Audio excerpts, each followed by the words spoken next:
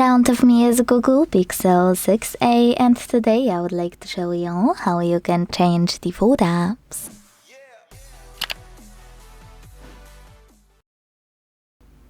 All you need to do is open Settings and tap on Apps section available here.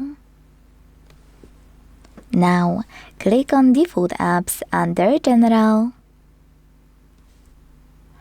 and tap on one of those sections. To manage it, just click on a chosen one. For example, I want to change my browser, so I have to click here on Browser App.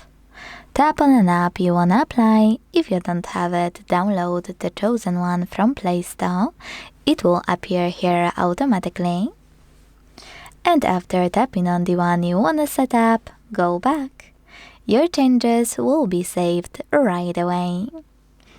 Thanks so much for watching. If you enjoyed this video, leave a like, comment and subscribe. Bye!